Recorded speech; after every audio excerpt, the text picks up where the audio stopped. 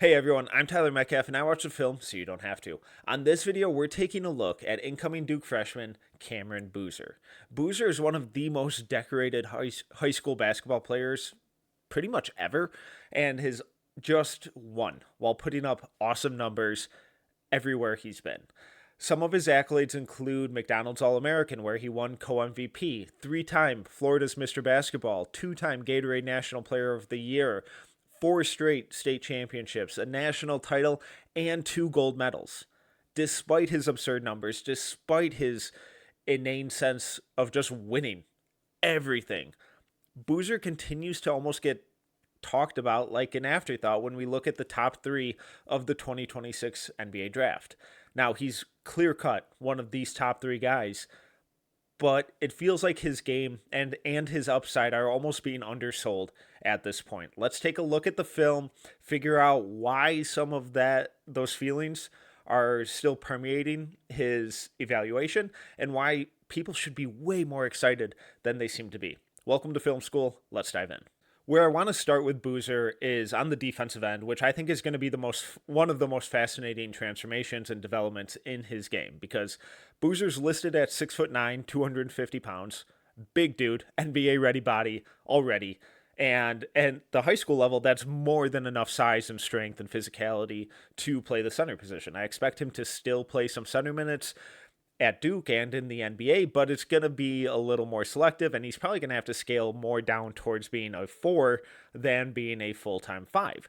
And there are inherent transitions and changes in positioning and footwork and fundamentals that come with that. And when we look at Boozer's just raw defensive playmaking metrics in his 26 games per synergy at Columbus this year, he averaged just 1.5 blocks, 1.4 steals. They're fine. Like they're really underwhelming though. So it's like I'm not entirely sure that he has the requisite size and explosiveness to be that primary rim protector. However, I'm not sure he needs it, because as he scales down to being more of a 4 and defending in space more, he's really showing us that he already has a mastery and an incredible understanding of the fundamentals and ability to slide his feet in space and stay disciplined without fouling. I think that transition for him could be way, way smoother than it is for most guys. So, and here we see him, this is how he positioned a lot in high school with Columbus, where, a lot of the times he was the biggest guy on the court. So they just plopped him under the rim. Obviously, they're in zone here, so he's going to be the low man in that zone. And I just love the recognition here, timing. That's not necessarily his rotation to make, but he recognizes that his teammate kind of gets caught in no man's land, a little bit of a back pick, gets out there in time, great extension, great timing, blocks the corner 3. Ton of ground coverage, but the real transition with his game over the last year, 2 years, and why I'm so encouraged about him really translating to being an incredibly switchable defender is this commitment to the fundamentals, the ability to sit down in his stance, slide his feet. Even when he crosses his feet here, he's on balance and reacts in the blink of an eye, and he's able to stay with Darius Acuff, who's one of the more exciting incoming point guards in this next year's freshman class, stays attached, low balance, really good contest. Acuff makes the shot. He went bonkers in this game, and I love the little hands up. Like, what else am I supposed to do? I agree, Cam. At 6'9", 250, you did everything you could there. You made life really difficult for him. He just made a nice shot. But this ability to already sit down in a stance, slide his feet, really crucial. Slides his feet, cuts off the drive, and now he's forcing a tough kick out. And that's a lot of where Boozer's defensive mastery and impressiveness comes into play, where he's not this big time defensive playmaker, because he's already in position, he's shutting down drives, moving his feet like this, cutting off baseline, low. I love the defensive stance, sitting down in it, forcing the ball handler to the baseline, and then sliding his feet, high hands, playing with his chest, being physical, cutting off that drive. He doesn't need help defenders to come and rotate. to save him or bail him out because he's shutting stuff down single-handedly, forcing kickouts. So yeah, it'd be great if his block and steal numbers were better, but the fact that he's constantly making life really difficult, like Jermaine O'Neal Jr. here, can't create any space. Low stance allows Boozer to slide. Gets a really tough contest. I don't believe he got a block there, but might as well have because he made the shot that difficult. Again, reacts really quickly, really effortlessly to this in and out move. Doesn't get shook. Wide stance, perfect defensive fundamentals. Slides his feet, opens up his hips, reacts to the spin, forces a really tough shot. The guy kind of gets a little bit of a window there, but Boozer's physicality and positioning would have made this an incredible make if he would have thrown that in. And then we also see him switch on Jaden Toombs in the post here. Well, not switch on, but now we've seen him defend in space. We see him defend in the post. He has the strength to hold his own, make life difficult. Doesn't give Toombs any room to get a clean look off. Times his contest to perfection. Might have gotten a piece of that as well. But that combination of agility in space and strength in the post is pretty special. Look at this closeout. He's 6'9", 250, sitting down. We rarely see point guards in high school sit down in a defensive stance like this, and yet Cam Boozer at 6'9", 250 is doing it. Slides his feet, stays attached, high hand, on balance, doesn't foul, doesn't contest, doesn't bite at a shot fake, and is in perfect position to just turn that away. So Boozer's positioning is probably going to continue to translate more and more towards defending in space. The defensive playmaking numbers might be pretty underwhelming at Duke, but please do not get it twisted that he's a bad defender because of that, because his commitment to the fundamentals and his mastery of the fundamentals already at his size, at his age, is really, really special. Like his defense, Boozer's offensive game is also going to need to continue to pivot more towards the perimeter as he scales up in levels of competition. And from a play finishing standpoint, it's pretty encouraging. Over the last 2 seasons, so his junior and senior year, he shot a combined 41.7% from 3 off the catch per synergy. And as we can see, the mechanics, the foundation of it is pretty solid. The release is still a little slow. It's a little mechanical for me, but that also comes with the fact that he seems to have shifted his release point a little bit between his junior and senior year, whereas junior year it was a little more out in front of his face, and his senior year is a little more straight up. He still shoots a little bit of a moon ball, and tends not to really ever shoot off a platform, which is a testament to good self-awareness and good shot selection, but it also limits him as an off-ball shooter. However, in these trail situations, spot-up situations, or pick-and-pop stuff, I really, really like his upside as that off-ball shooter and play finisher and outlet, and just having that almost guaranteed skill at this point is going to open up so much more of his offense, which we'll get into in just a second here. But even though it is a little slow right now, it is a little robotic, it is a little mechanical, with time and just increased comfort level, I would expect that release to speed up even more, for it to get a little more fluid and even more effective than the almost 42% over the last 2 years that it's been. Boozer's ability to space the floor and be that reliable outlet is important, obviously, in and of itself, because 3 points is obviously worth more than 2, but it also puts the defense on their heels and forces them to guard him out there, which then opens up his ability to implement his improved handle and that creativity, that physicality, that brutality of getting downhill. If they're having to press out on him or close out hard on the perimeter, that's opening up space behind them for him to attack and drive down into. So this last year, in his senior year, Boozer only took 47 threes off the bounce, just under 43% on them. So really good volume, or really good efficiency, but pretty low volume. And as that shot continues to get a little more comfortable, a little more fluid, I would expect we see more stuff like this where they're able to put him in motion a little bit, or maybe some occasional second side pick and roll stuff. I wouldn't classify it as a staple of his game, but I think these situations will continue to open up more for him because he has really good scoring touch and shooting touch in the long run. But the way that his handle and composure and traffic has grown is the big development for me. Now, he still doesn't have a whole lot of wiggle or dynamism to his handle. It's a lot of kind of just overpowering guys and getting from point A to point B, but the turnover numbers are really encouraging. The composure and traffic is really encouraging. And when he's able to just fend off guys and shield them off for the entire court and then shrug them off and finish through contact, it tends to help. Here we get in a situation where a lot of guys his size at this age, the opposing big's not going to have to guard them out here, but Cam Boozer's not most bigs. And this is just overpowering. He's too big. Once he gets his shoulder past the defender, and once he gets them on his hip, it's almost impossible for defenders to recover because he's too big and he's too strong.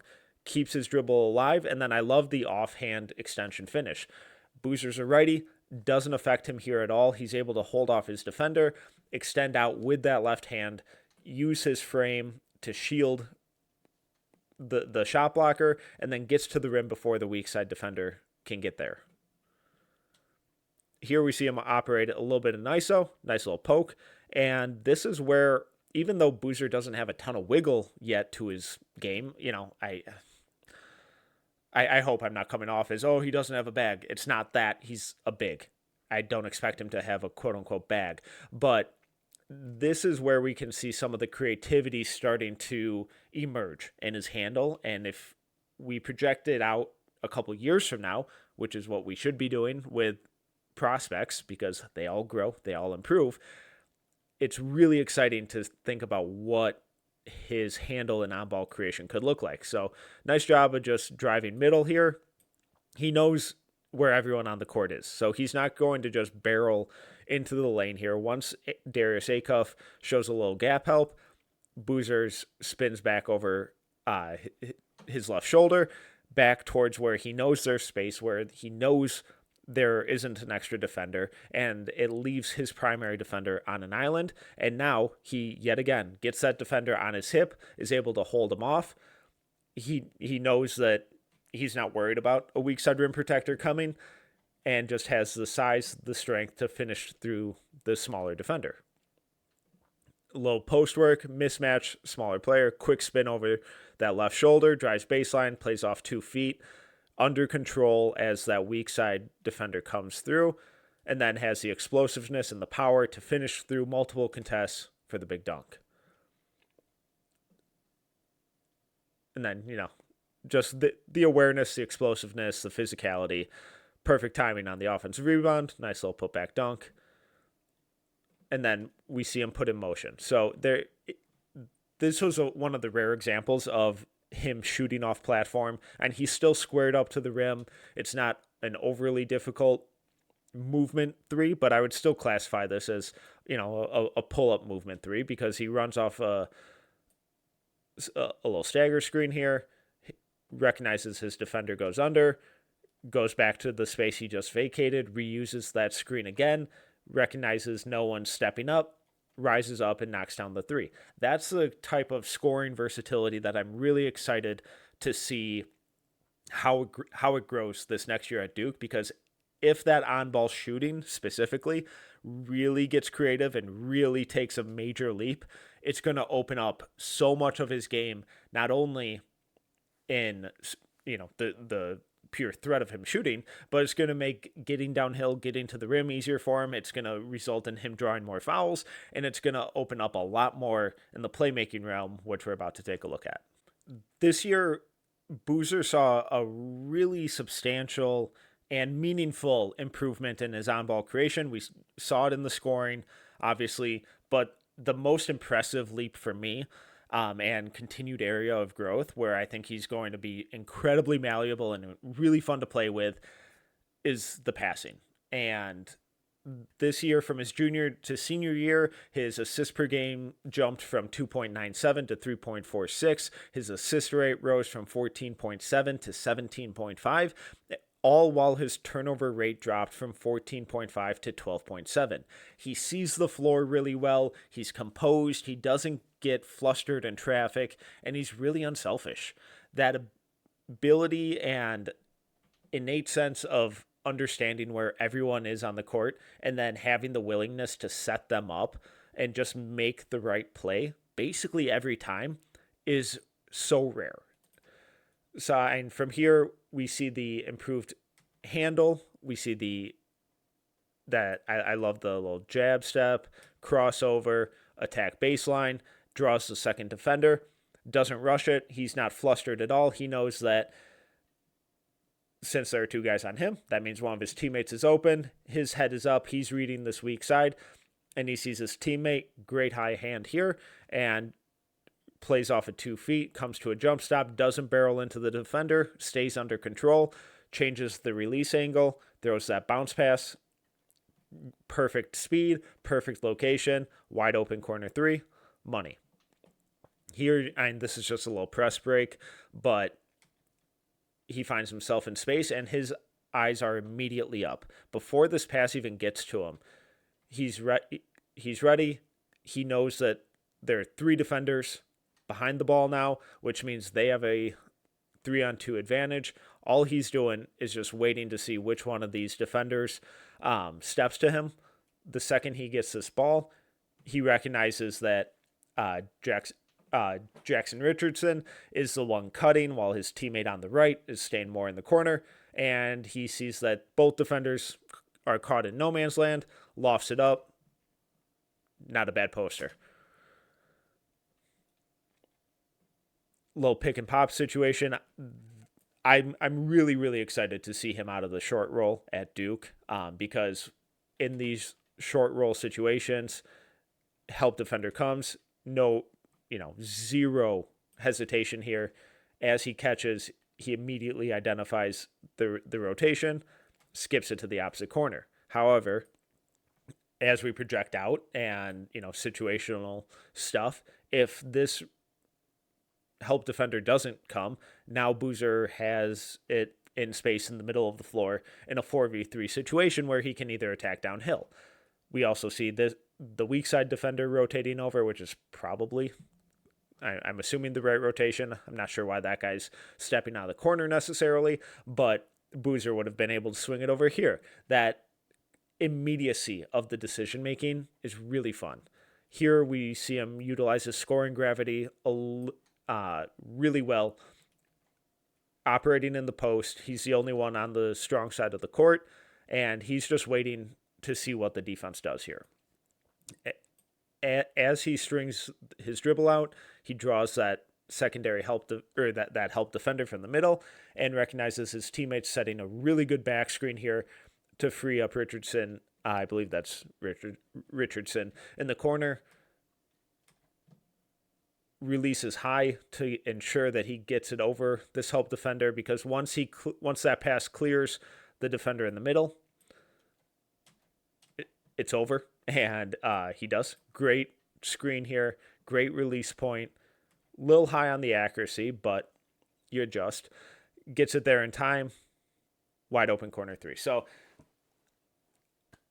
I'm not necessarily of the belief that Boozer has the potential to be like an offensive hub where you run everything through him, where he's the primary scorer, the primary playmaker. I don't think that's who he's going to be, but as we've seen his handle improve, the shooting mechanics improve, the shooting versatility improve, and the passing vision and accuracy improve, I think he's one of these guys who has all of the tools to be an incredible number two option in an offense where the offense can flow through him. He's a ultimate floor raiser and just makes everyone on the floor better because of how effective and quickly he just makes the right play.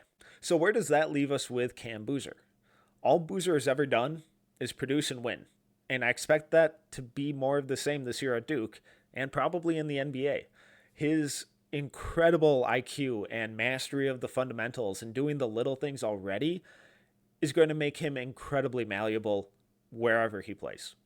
He's one of these rare prospects who looks like he can not only play with anyone in any system, but elevate that system and elevate his teammates because of that quick decision making, that relentless being in the right place at the right time. There's almost no waste to his game. With a lot of high school players, there's a lot of unnecessary stuff on both ends of the floor that we see from them, whether it's ball watching on defense or not navigating a screen or dribbling the air out of the ball or missing a kick out. You know, there are myriad situations where it's like, all right, there's a lot of uselessness in that possession, and we rarely ever get that with Boozer. Saying that about an incoming freshman is incredibly rare. He's going to have a ton of 20, 10, and 5 games this year, and they're probably going to be, quote unquote, boring. I beg you, do not get complacent with his dominance, because it doesn't mean he's not skilled. It doesn't mean that there isn't more to unlock. It just means that he's just making whatever the right play is whenever it presents itself. I would love if the defensive playmaking numbers were higher. Sure, who wouldn't? But those situations don't present themselves a lot of the time because he's already in the right place, deterring whatever the ball handler wanted to do. He's a versatile defender, versatile offensive player, and he's a flat out winner. That in and of itself is an elite skill. So I beg you, do not get complacent. Do not get bored with Cam Boozer's dominance, because he is very clearly one of the 3 best prospects in the 2026 draft, and he very easily could be the best one.